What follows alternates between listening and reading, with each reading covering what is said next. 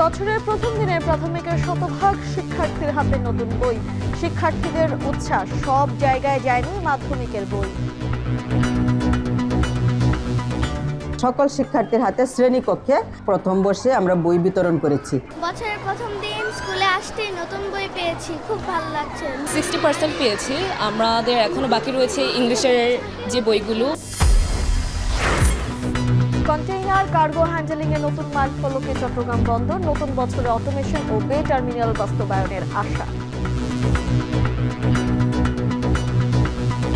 আমাদের আর্থিক এবং টেকনিক্যাল সাইডে প্রত্যেকটা সাইডেই কিন্তু আমরা অভূত উন্নতি সাধন করেছি। এটা একটা ব্যবসা বান্ধব একটা পরিস্থিতি তৈরি হয়েছে বন্দরের মাধ্যমে। রাজশাহীর পুঠিয়ায় বালু ভর্তি ট্রাক নিয়ন্ত্রণ হারিয়ে উল্টে পড়ল বাজারে। ঘটনাস্থলে নিহত 4, আহত অন্তত 10। এবং সিরাজগঞ্জে রেকর্ড পরিমাণ সরিষা চাষ, 400 টন মধু আহরণের আশা।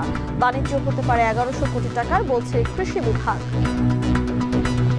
ফসলে লাভ হচ্ছে এবং উৎপাদনও বাড়তেছে। এবার আমরা বিঘায় 8 মণের ঊর্ধ্বে আমরা ফলন পাবো।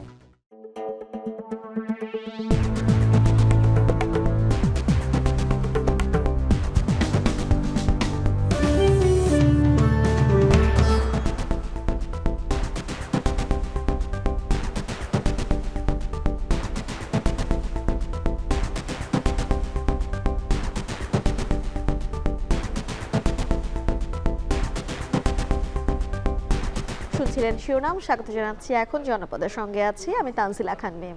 সারা দেশে প্রাক প্রাথমিক থেকে নবম শ্রেণী পর্যন্ত শিক্ষার্থীদের মাঝে পাঠ্য বই বিতরণ করা হয়েছে। রাষ্ট্রীয় শোক থাকায় এবার কোনো উৎসব করা হয়নি। নতুন বই হাতে পেয়ে উচ্ছ্বসিত শিক্ষার্থীরা। প্রাথমিকে শতভাগ বই দেওয়া হলেও সব জায়গায় যায়নি মাধ্যমিকের বই। সহকর্মীদের পাঠানো তথ্য ছবি নিয়ে বিস্তারিত প্রতিবেদন।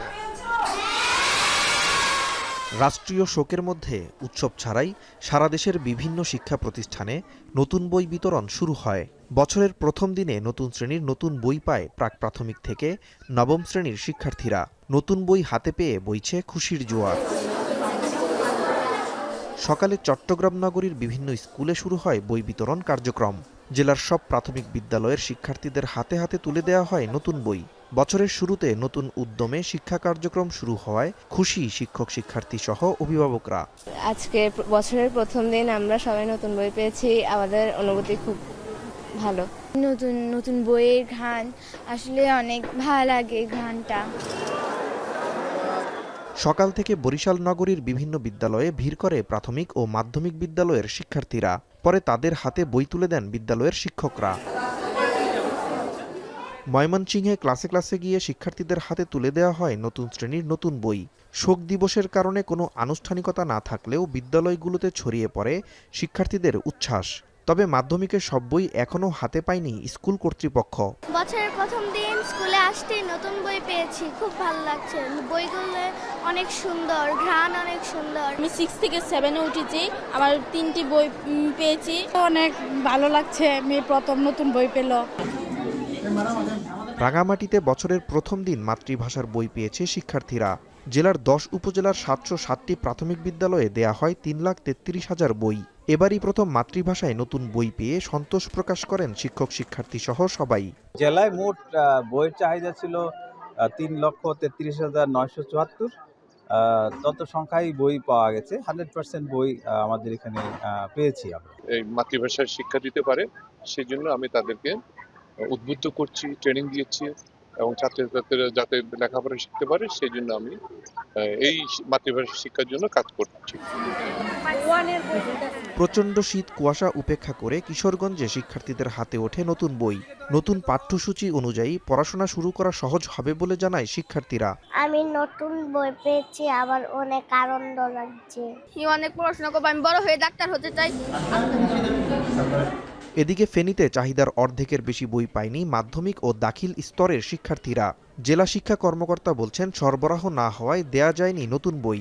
তবে প্রাথমিক স্তরের সব বই পেয়েছে শিক্ষার্থীরা। যেমন 6-7 আমরা পুরোপুরি পেয়েছি এবং প্রতিষ্ঠানগুলোতে আমরা দিতে সমর্থ হয়েছি।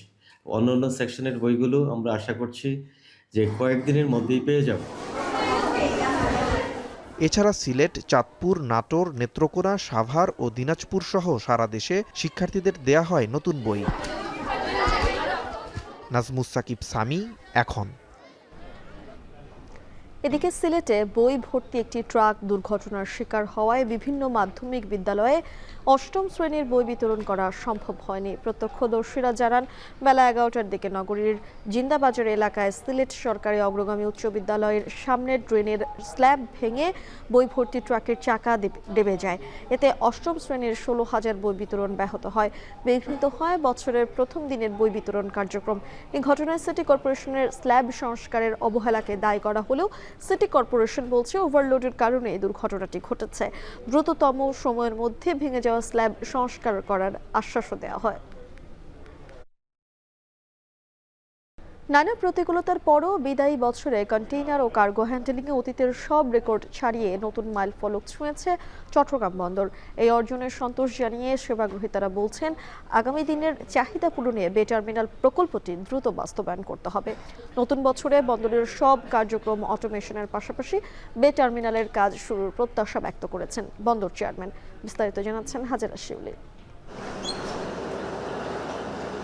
রাজস্ব কর্মকর্তাদের কলম বিরতি, পরিবহন ধর্মঘট, সার্ভারের সমস্যা সহ বছর জুড়ে নানা চ্যালেঞ্জ মোকাবিলা করতে হয় চট্টগ্রাম বন্দরকে। এসব কারণে ব্যাহত হয় বন্দরের স্বাভাবিক কার্যক্রম। তবে সবকিছু ছাপিয়ে বিদায়ী বছরেও কন্টেইনার, কার্গো ও জাহাজ হ্যান্ডলিংয়ে নতুন মাইলফলক ছুঁয়েছে প্রধান এই সমুদ্র বন্দর। 2025 সালে 34 লাখেরও বেশি কন্টেনার এবং প্রায় 14 কোটি মেট্রিক টন কার্গো হ্যান্ডলিং করেছে এই বন্দর। সেই হিসেবে কন্টেইনারে 4% বেশি এবং কার্গো হ্যান্ডলিং বেড়েছে প্রায় 11.5%। এই সময়ে বন্দরে জাহাজ ভিড়েছে 4273টি। কমেছে বহির্নোঙরে জাহাজের অপেক্ষার সময় ও অবস্থান কালও। কন্টেনার এবং কার্গো দুইটাতেই হ্যান্ডলিংয়েও আমাদের প্রবৃদ্ধি হয়েছে। এবং গত বছর আমরা 124 মিলিয়ন মেট্রিক টন আপনার কার্গো হ্যান্ডেল করেছিলাম, এবারে এটা হয়ে গেছে 138 মিলিয়ন মেট্রিক টন। ঠিক একইভাবে কন্টেনার গত বছর আমরা 3.27 মিলিয়ন টিউস করেছিলাম, এবার এটা হয়ে গেছে 3.4 মিলিয়ন টিউস। বছরে প্রায় 130 মিলিয়ন ডলারের আমদানি রফতানি বাণিজ্যের চাপ সামলাতে হয় চট্টগ্রাম বন্দরকে। তাই ক্রমবর্ধমান চাহিদা পূরণে বন্দরের সক্ষমতা আরও বাড়াতে হবে বলে মনে করছেন বন্দর ব্যবহারকারীরা। এক্ষেত্রে বে টার্মিনাল প্রকল্প দ্রুত বাস্তবায়নের পাশাপাশি পণ্য ডেলিভারি সহ পুরো সেবা প্রক্রিয়া অটোমেশন বা ডিজিটাল করার পরামর্শ তাদের। শিপিং এজেন্টের ডকুমেন্ট সাবমিট করব, তারা ওখান থেকে ক্লিয়ারেন্স দিয়ে দেবে, যেটা এখন তারা বলতেছে অনলাইন ডিও, বাট ডিও তো ইস্যু হচ্ছে, আর ডিও ইস্যু হতেও হবে, কারণ অরিজিনাল বিএল সারেন্ডার হলো কিনা, টাকা দেওয়া হলো কিনা মানলাম, কিন্তু সেই বন্দরে যাওয়ার পরে আমার তো সে আগের মতোই সেই ম্যানুয়ালি কাগজপত্র সাবমিট করে এখানে ভেরিফাই করো, ওখানে আবার সেটাকে সিগনেচার করো, আবার টিএর কাছে যাও, আবার সেই বিল বানাও, বিল নিয়ে ব্যাংকে যেয়ে পেমেন্ট। কাজে এইটা কেমন অনলাইন আমরা এখনও বুঝি না। কর্তৃপক্ষ বলছে নতুন বছরে বন্দরের কার্যক্রম পুরোপুরি অটোমেশন ও এক নেটওয়ার্কের আওতায় আনা হবে। পাশাপাশি এই বছরই বে টার্মিনাল প্রকল্পের কাজ শুরুর প্রত্যাশার কথাও জানান বন্দর চেয়ারম্যান। আমাদের আর্থিক এবং টেকনিক্যাল সাইডে প্রত্যেকটা সাইডেই কিন্তু আমরা অভূত উন্নতি সাধন করেছি। এটা একটা ব্যবসা বান্ধব একটা পরিস্থিতি তৈরি হয়েছে বন্দরের মাধ্যমে, এবং আমি মনে করি যে এর মাধ্যমে আমাদের যে ফরেন ইনভেস্টমেন্ট এবং যে সমস্ত হাই ভ্যালু প্রোডাক্টগুলো এখন বাংলাদেশে আসার সুযোগ তৈরি হয়েছে, এই মেসেজটাই আমার মনে হয় গ্লোবাল কমিউনিটিতে চলে যাবে। গেলে আমাদের এখানে যারা ইনভেস্ট করতে চায় ফরেন ইনভেস্টমেন্ট, ওনারা নিশ্চয়ই এটা একটা ইতিবাচক ইন্ডিকেটর হিসাবে ওনারা গ্রহণ করবেন। 2025 সালে চট্টগ্রাম বন্দর 5,460 কোটি টাকা রাজস্ব আয় করেছে, যা গেল বছরের তুলনায় 7.5% বেশি। হাজেরা শিউলি, এখন, চট্টগ্রাম। রাজশাহী নাটোর মহাসড়কের পাশে ঝলমনিয়া কলার হাতে বালুবাহী ড্রাম ট্রাক উল্টে 4 জন নিহত হয়েছেন। এই ঘটনায় আহত হয়েছে অন্তত 10 জন। সকালে কুয়াশার কারণে দুটি ট্রাকে ধাক্কা লেগে হাটের মধ্যে ট্রাক ঢুকে উল্টে পড়ায় এই দুর্ঘটনা ঘটে। আহতদের উদ্ধার করে স্থানীয় উপজেলা স্বাস্থ্য কমপ্লেক্সে ভর্তি করা হয়েছে। সজীব আহমেদের ক্যামেরায় রাকিবুল হাসানের প্রতিবেদন।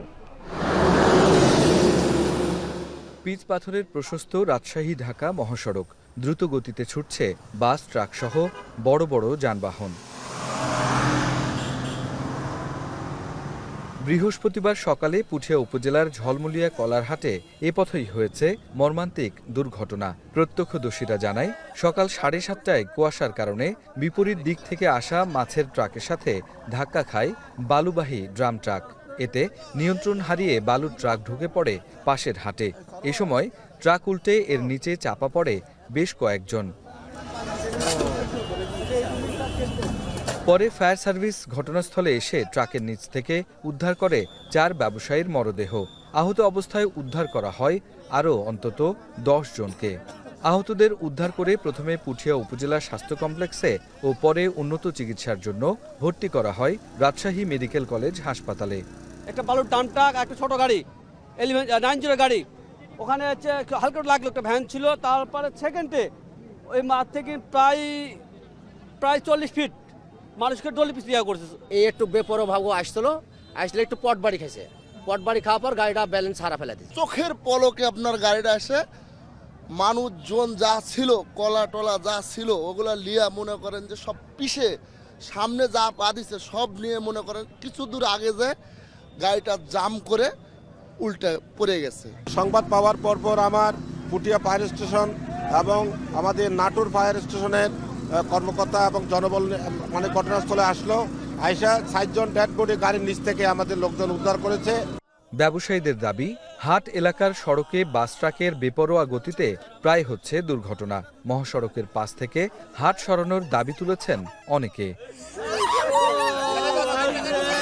গাড়িগুলো নিয়ন্ত্রণহীন চালায়, সেই জন্য আর কি অ্যাক্সিডেন্টগুলো। প্রশাসনের এটা দিক নির্দেশনা করে হাটগুলা নিয়ন্ত্রণ রাখলে আমার মনে হয় ভালো হয়। আজকেও যেমন সকালবেলা আমার টহল পার্টি কলারহাট থেকে দূরে ব্যাপারীদেরকে দূরে বসিয়ে দিয়েছিল। ঠিক কলারহাট পার হয়ে থানায় না পৌঁছতেই এই দুর্ঘটনার সংবাদ আসে আর কি। তো মহাসড়কের পাশে হাট বসানোর বিষয়গুলো আসলে হাটের কর্তৃপক্ষদেরকেই বলতে হবে যে তারা কেন বসায়। আমরা বারবার বলার পরেও তারা বসাচ্ছে আর কি।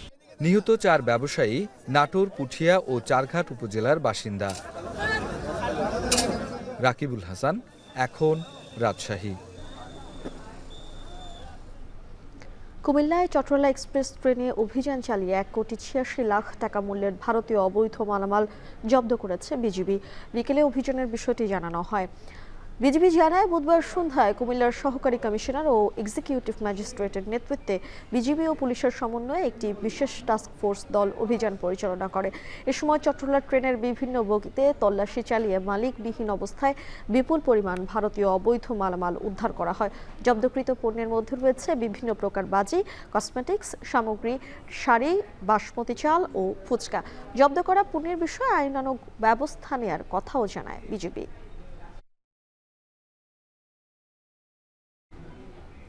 নেত্রকোনায় পচা মাংস মজুদ, বিক্রি ও ভেজাল খাবার বিক্রির দায়ে 10টি প্রতিষ্ঠানকে অর্থদণ্ড দিয়েছে ভোক্তা অধিকার অধিদপ্তর। বৃহস্পতিবার দুপুরে জেলার দুর্গাপুর পৌর শহরের দক্ষিণপাড়া এলাকায় যৌথভাবে অভিযান পরিচালনা করে নেত্রকোনা ও ময়মনসিংহ ভোক্তা অধিকার অধিদপ্তর। এ সময় ফ্রিজে পচা মাংস মজুদ, বিক্রি ও মূল্য তালিকা না থাকায় মোট 9টি প্রতিষ্ঠানকে 28,000 টাকা অর্থদণ্ড করা হয়। এ সময় জব্দ করা হয় 60 থেকে 70 কেজি পচা গরুর মাংস। একই সময় পৌর শহরের মুক্তারপাড়া এলাকা লাইসেন্সবিহীন ও ভেজাল রং মিশ্রিত শিশু খাদ্য বিক্রির অভিযোগে আরও এক প্রতিষ্ঠানকে 5,000 টাকা অর্থদণ্ড দেয় ভোক্তা অধিদপ্তরের ভ্রাম্যমাণ আদালত। বিএনপি চেয়ারপারসন ও সাবেক প্রধানমন্ত্রী বেগম খালেদা জিয়ার মৃত্যুতে শোকস্তব্ধ তার পৈতৃক জেলা ফেনী। ফুলগাজীর শ্রীপুর গ্রামে জন্ম নেওয়া এই নেত্রীকে ফেনীর মেয়ে হিসেবে আলাদা গর্বে ধারণ করে জেলার মানুষ। ফেনী জুড়ে ছড়িয়ে থাকা তার স্মৃতি ও উন্নয়নমূলক অবকাঠামোগুলো স্মরণ করেই দিয়েছে এই নেত্রীকে। নিজেদের মেয়েকে হারিয়ে নীরব পুরো জনপদ। দুলাল তালুকদারের ক্যামেরায় সোলাইমান জালিমের প্রতিবেদন। আয়তন ও জনসংখ্যায় ছোট হলেও ফেনীকে জেলা হিসেবে পরিচিত করেছে একটাই নাম, বেগম খালেদা জিয়া। প্রত্যেক ভিটাকে ঘিরে ফেনীবাসীর সঙ্গে বেগম খালেদা জিয়ার ছিল আত্মার সম্পর্ক।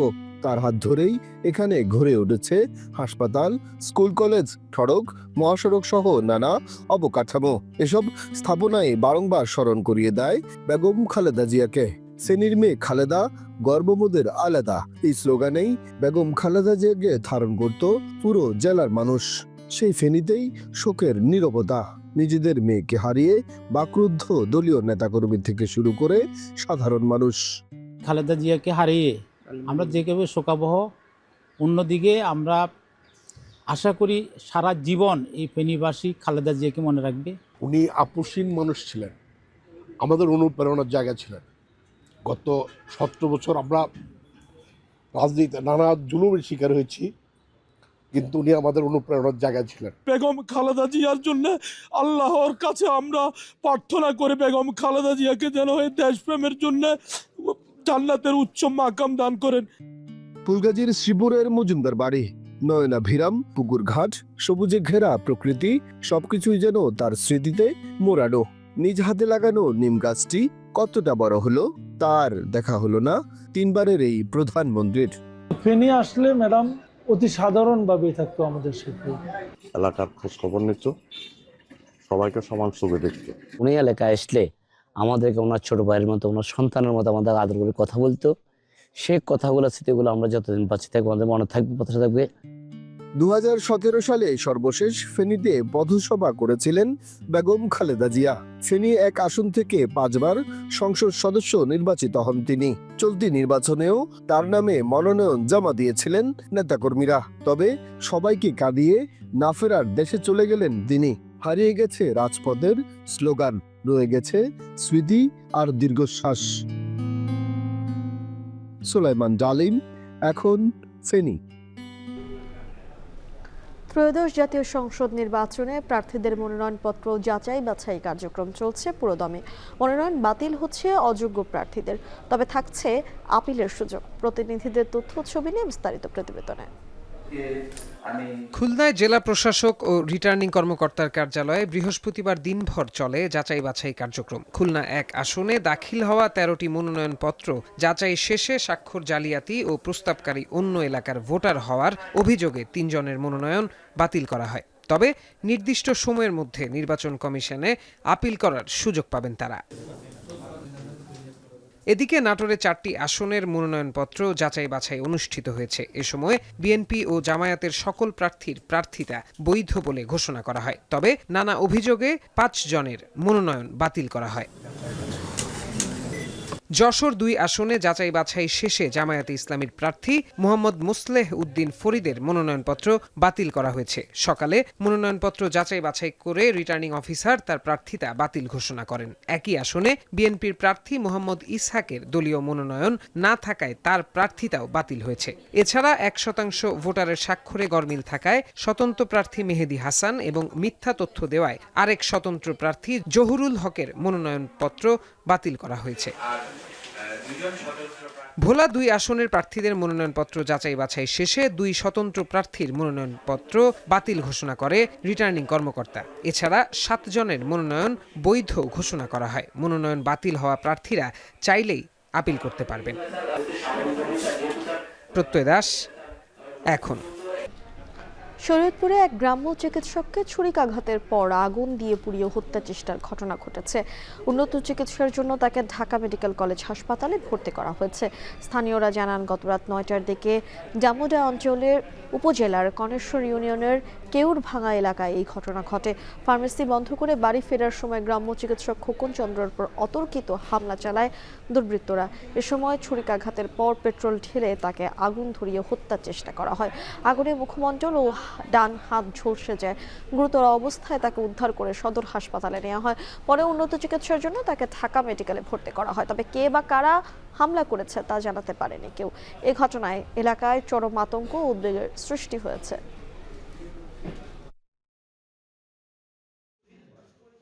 দোকান বন্ধ করে বাড়িতে আইতে লইছে 9টা বাজে রাতে। গায়ে পেট্রোল বোতল নাকি কেরোসিন দিয়ে আগুন দিছে, পেটে 3টা কোপ দিছে। আমি এর আগে দাদা ফোন দিছি, ফোন ধরে না। রোগীর কিছু গুরুতর আঘাত পরিলক্ষিত হয়। আমরা প্রাথমিক চিকিৎসা যতটুকু করা সম্ভব এখানে আমরা করেছি। রোগীর অবস্থা বা সার্বিক উন্নত চিকিৎসার জন্য আমরা রোগীকে প্রাথমিক চিকিৎসা শেষ ঢাকা রেফার করছি আর কি। এই করার উদ্দেশ্য ছিল তো চিনি ফেলাতে তাকে হত্যা চেষ্টা করা হয়েছিল। এই যে ছুরি দিয়ে তাকে আঘাত করছে, তাকে মানে ছুরির ফেটে আঘাত করছে আর গায়ে আগুন দিছে, জামার মধ্যে আগুন ধরাইছে, পরে তার মুখমণ্ডল পোড়া গেছে, হাত পোড়া গেছে। এখনো মামলা করার জন্য কেউ আসে নাই। আর আমরা আসামি অ্যারেস্ট করার জন্য সারা রাত অভিযান করছি। আসামি অ্যারেস্ট হয়নি এখনো, আসামিকে শনাক্ত করা গেছে। গাজীপুরের শ্রীপুরে মাদক বিরোধী অভিযানে গিয়ে সংঘবদ্ধ মাদক কারবারিদের হামলায় 4 পুলিশ সদস্য আহত হয়েছে। এ সময় পুলিশ হেফাজত থেকে 2 আসামিকে ছিনিয়ে নেওয়া হয়। এই ঘটনায় এখন পর্যন্ত 10 জনকে আটক করেছে আইন শৃঙ্খলা বাহিনী। বুধবার রাত 10টার দিকে শ্রীপুর পৌরসভার মাওনা পিয়ারা আলী কলেজ এলাকার একটি বাড়িতে মাদক কেনাবেচার গোপন সংবাদের ভিত্তিতে অভিযান পরিচালনা করে পুলিশ। অভিযানে ইয়াবা সহ 3 মাদক ব্যবসায়ী আটক করা হয়। আটকের খবর ছড়িয়ে পড়লে স্থানীয় মাদক কারবার ও তাদের সহযোগীরা সংঘবদ্ধ হয়ে দেশীয় অস্ত্র, রামদা, লোহার রড নিয়ে পুলিশের উপর অতর্কিত হামলা চালায়। এক পর্যায়ে অভিযানে ব্যবহৃত পুলিশের 2টি পিকআপ ভ্যান ভাঙচুর করা হয়। এছাড়া পুলিশের হেফাজত থেকে ছিনিয়ে নেওয়া হয় 2 আসামিকে। এ সময় আহত হয় 4 পুলিশ সদস্য। পরে অতিরিক্ত পুলিশ ঘটনাস্থলে পৌঁছে পরিস্থিতি নিয়ন্ত্রণে আনে। এই ঘটনায় শ্রীপুর মডেল থানায় 24 জনের নাম উল্লেখ সহ অজ্ঞাত আরও 80 থেকে 90 জনের বিরুদ্ধে মামলা দায়ের করেছে পুলিশ। এছাড়া মাদক উদ্ধারের ঘটনায় পৃথক আরেকটি মামলা করা হয়েছে। মাদক কারবারিরা যেভাবে হামলা চালালো তাদের বিরুদ্ধে আমরা একটি পুলিশ এজেন্ট মামলা এবং আরেকটি মাদকের জন্য মাদক দ্রব্য আইনে মামলা, 2টি মামলা রুজু করা হয়েছে এবং প্রত্যেক আসামিদের বিরুদ্ধে একটা প্রয়োজনীয় আইনানুগ ব্যবস্থা গ্রহণ করা হবে। নারায়ণগঞ্জের নাগবাড়ি এলাকায় রায়হান খান নামে এক যুবককে কুপিয়ে হত্যা করেছে দুর্বৃত্তরা। ভোরে এই হত্যাকাণ্ডের ঘটনা ঘটে। স্থানীয়রা জানান, ভোরে নাগবাড়ি নামক স্থানে মরদেহ পড়ে থাকতে দেখেন স্থানীয়রা। পরে খবর পেয়ে মরদেহ উদ্ধার করে নারায়ণগঞ্জ জেনারেল হাসপাতালের মর্গে পাঠানো হয়। পুলিশ জানায়, দীর্ঘদিন যাবত এলাকায় মাদক বিক্রি ও ছিনতাইয়ের সঙ্গে জড়িত ছিল রায়হান। তার বিরুদ্ধে থানায় একাধিক অভিযোগ রয়েছে। ছিনতাইয়ের টাকা ভাগাভাগি নিয়ে দ্বন্দ্বের জেরে হত্যাকাণ্ড ধারণা পুলিশের।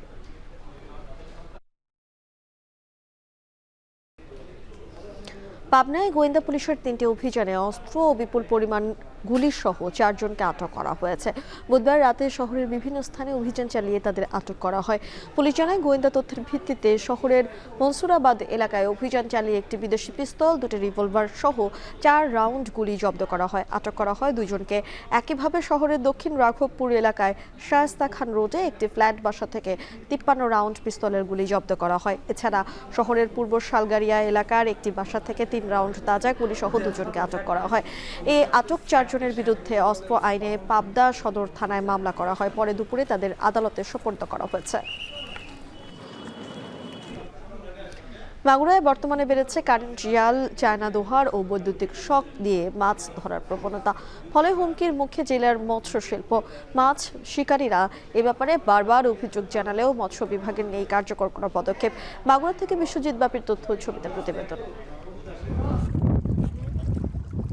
মাগুরায় 306 কিলোমিটার এলাকায় ছড়িয়ে রয়েছে গড়াই, মধুমতি, কুমার, নবগঙ্গা, ফটকি সহ 8টি নদী। এছাড়া 1496 হেক্টর জমিতে রয়েছে পদ্মবিল, বুরুলিয়া বিল, সানি আরপাড়ার বিল সহ অসংখ্য বিল ঝিল। আর 2602 হেক্টর জমিতে রয়েছে পুকুর। মিঠা পানির জলাশয় হওয়ায় এই জেলায় দেশি মাছের প্রজননও বেশি। এবারে বর্ষায় পানি বেশি হওয়ায় প্রথম দিকে পর্যাপ্ত দেশি মাছ দেখা দেয়। মৎস্যজীবীরা এক বুক আশা নিয়ে বসেছিল কাঙ্ক্ষিত মাছ ধরতে। পানি কমতে শুরু করায় মৎস্য শিকারীরা জলাশয়ে মাছ ধরছেন। শখের বিষয়ে মাছ মেরে থাকি, বিভিন্ন জায়গায় বাংলাদেশের বিভিন্ন প্রান্তে যাই। এখানেও আসছিলাম শখের বিষয়। আসলে না আসলে বোঝা যাবে না যে এটি এত উৎসব মুখর। আচ্ছা, মাছ ধরা একটা আনন্দই আলাদা। নেশা যেটাই বলেন, মাছ ধরা শখের বিষয়। যেখানে মাছ হোক না কেন খবর পাইলেই চলে যায়। কিছুদিন আগেও জলাশয়গুলোতে ব্যাপক রুই, কাতলা সহ দেশি মাছের আনাগোনা দেখা গেলেও বর্তমানে মিলছে না কাঙ্ক্ষিত মাছের দেখা।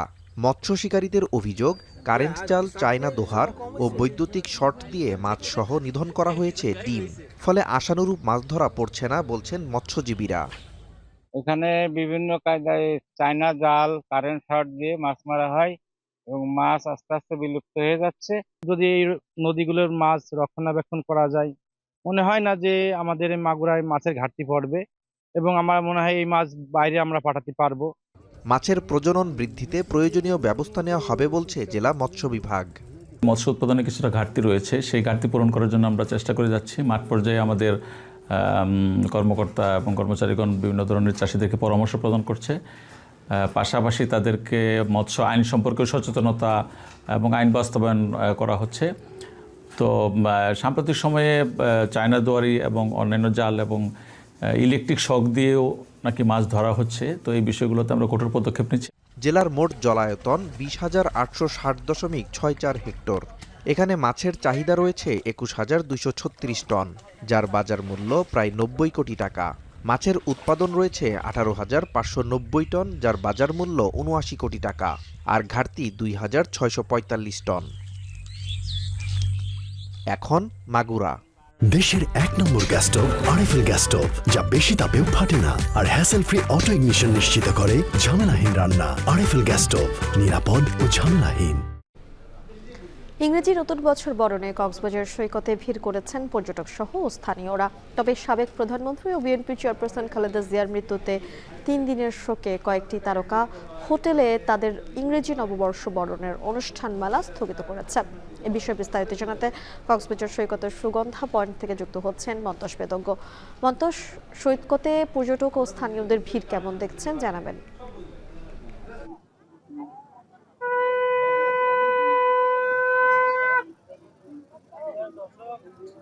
মিম, কক্সবাজারে গত কয়েকদিন ধরে আসলে শীত জ্যাকে বসেছে এবং আজকেও এখানে সর্বনিম্ন তাপমাত্রা 14.6 ডিগ্রি সেলসিয়াস রেকর্ড করা হয়েছে এবং এই মুহূর্তে যে শীতের আবহ, সেই আবহের মাঝে আমরা দেখছি যে পর্যটকদের যে উপচে পড়া ভিড়, সেটি আজকে বিকেল থেকে আসলে লক্ষ্য করা যাচ্ছে এবং গতকাল 31st নাইট ঘিরে কক্সবাজারে ব্যাপক পর্যটক সমাগমের যে আশাটি আসলে করা হয়েছিল, সেভাবে আসলে পর্যটক সমাগম গতকাল পর্যন্ত হয়নি। তবে আজকে বিকেল থেকে পর্যটকদের যে উপচে পড়া ভিড়, সেটি আমরা লক্ষ্য করছি এবং হোটেল রিসোর্টগুলোতে অধিকাংশ কক্ষই কিন্তু বুকিং হয়ে গিয়েছে এবং আগামীকাল এবং পরদিন পর্যন্ত এই পর্যটকদের যে চাপ, সেটি কক্সবাজারে থাকবে বলে এখানকার যারা পর্যটন সংশ্লিষ্ট ব্যবসায়ী রয়েছেন তারা আমাদেরকে জানিয়েছেন। সব মিলিয়ে এখানে শীতের যে আবহ, সেটি কিন্তু এখানকার যে সমুদ্রের পরিবেশ, শান্ত একটি পরিবেশ, এটির পাশাপাশি এখানে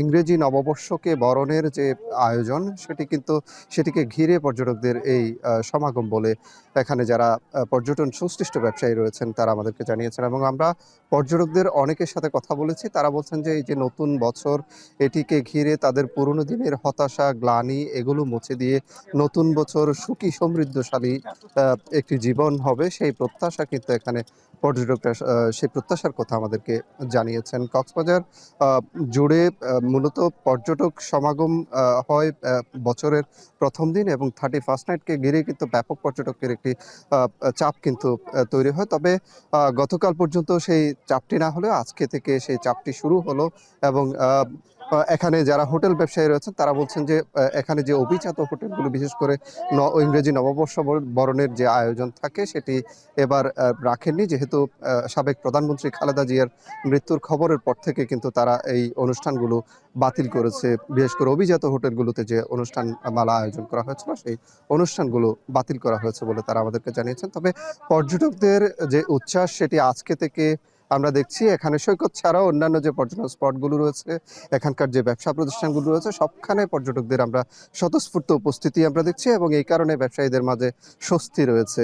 এই ছিল মিম আমার কাছে কক্সবাজার থেকে সবশেষ। আমাদের সঙ্গে কক্সবাজার থেকে সরাসরি যুক্ত হয়েছিলেন সহকর্মী মন্তস বেদজ্ঞ। দেশজুড়ে বেড়েছে শীতের তীব্রতা। বেলা বাড়লেও কুয়াশার চাদরে ঢাকা থাকছে চারপাশ। হিমেল হাওয়া আর ঘন কুয়াশায় জনজীবনে নামে স্থবিরতা। সকাল থেকে কনকনে ঠান্ডায় বিপাকের নিম্ন আয়ের মানুষ। দিনের শুরুতে যশোরে দেশের সর্বনিম্ন তাপমাত্রা রেকর্ড করা হয় 7.8 ডিগ্রি সেলসিয়াস। হাড় কাঁপানো শীতে বিপর্যস্ত রাজশাহী। 3 দিন পর সূর্যের দেখা মিললেও বাতাসে অনুভূত হয় তীব্র শীত। সকালে জেলায় তাপমাত্রা রেকর্ড করা হয় 8.4 ডিগ্রি সেলসিয়াস। মেহেরপুর ও চুয়াডাঙ্গাও শীতের তীব্রতায় দুর্ভোগে পড়েন খেটে খাওয়া মানুষ। হাসপাতালগুলোতে বেড়েছে রোগীর চাপ। অন্যদিকে ঘন কুয়াশায় শরীয়তপুর, চাঁদপুর নৌ রুটে প্রতিদিনই ফেরি চলাচল ব্যাহত হচ্ছে। বৃহস্পতিবারও 5 ঘন্টা বন্ধ থাকার পর ফেরি চলাচল স্বাভাবিক হয়। এছাড়া ঝালকাঠিতেও বেড়েছে শীতের মাত্রা। শীতে বেশি বিপাকে পড়ছেন শ্রমজীবী মানুষ। 5-6 জন যত আরো সুন্দর হইতো।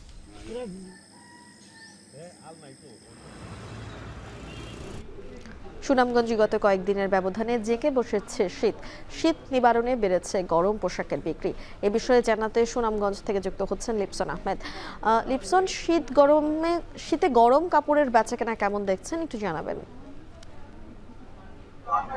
আচ্ছা মিম, শুরুতেই যদি বলি যে যেহেতু এটি হাওড়া এলাকা, বিশেষ করে কিন্তু গত 3 থেকে 4 দিন ধরে কিন্তু এই অঞ্চলে শীতের প্রকোপ অনেকটাই বেড়েছে। বিশেষ করে যদি বলি আমরা সকাল থেকে সন্ধ্যা পর্যন্ত এখানে সূর্য দেখে এখন কিন্তু আসলে তেমন একটা মিলছে না, যার ফলে কিন্তু আসলে যেহেতু শীত বেড়েছে সেই ক্ষেত্রে কিন্তু এই অঞ্চলের যে নিম্নের মানুষরা তারা কিন্তু চরম বিপাকের মধ্যে পড়েছেন। বিশেষ করে যদি বলি আমরা এই শীত বাড়ার কারণে কিন্তু আমরা দেখেছি শহর থেকে শুরু করে গ্রাম পর্যায়ে যে শীতের পোশাকের যে দোকানগুলো ছিল সেগুলোতে কিন্তু আসলে ক্রেতারা ভিড় করছেন। বিশেষ করে আমি এই মুহূর্তে আছি সুনামগঞ্জ পৌর শহরের আলফাত স্কয়ার পয়েন্টে। আমি যদি বলি এই পয়েন্ট থেকে শুরু করে 5-6টি পয়েন্টে কিন্তু ফুটপাতের যে দোকানগুলো রয়েছে বা রাস্তার পাশে যে দোকানগুলো রয়েছে সেখানে কিন্তু আসলে ক্রেতারা অর্থাৎ নিম্ন আর যে মানুষগুলো রয়েছেন তারা কিন্তু ভিড় করছেন। তবে অন্যান্য বছর আমরা যদি বলি ঠিক এই সময়টাতে কিন্তু আসলে এই পোশাকের দামটা অনেকটাই কম থাকলেও কিন্তু এই বছর অর্থাৎ শীতের পোশাকের দামটা কিন্তু অনেক বাড়ছে। বিশেষ করে আমরা যদি বলি যে ফুটপাতের যে দোকানগুলো আসলে নিম্ন মানুষ কিন্তু প্রায়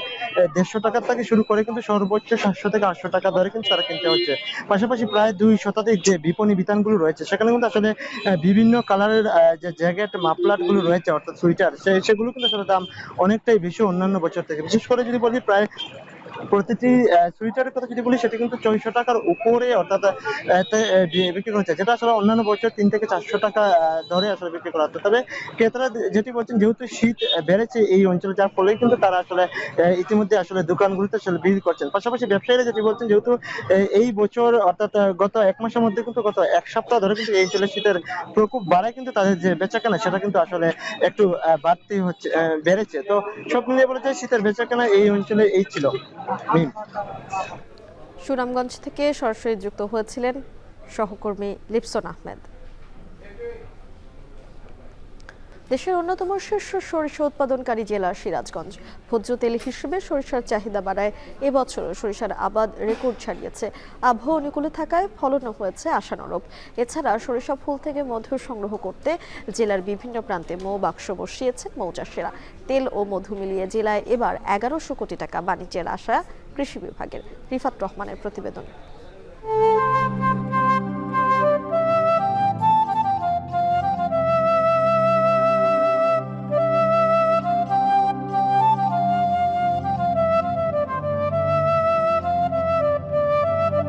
দিগন্ত বিস্তৃত মাঠ ছেয়ে আছে হলুদের গালিচায়। সিরাজগঞ্জের আঁকাবাঁকা প্রতিটি ফসলি মাঠ যেন শিল্পীর তুলিতে আঁকা এক রঙিন ক্যানভাস। চলতি মৌসুমে সিরাজগঞ্জের চলনবিল অধ্যুষিত উল্লাপাড়া, তারাস, রায়গঞ্জ ও শাজাদপুর উপজেলায় 90,550 হেক্টর জমিতে সরিষার আবাদ হয়েছে।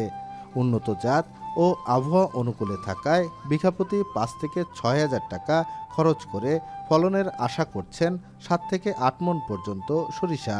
বাজারে আশানুরূপ দাম পেলে এবছরও ভালো লাভের আশা কৃষকদের।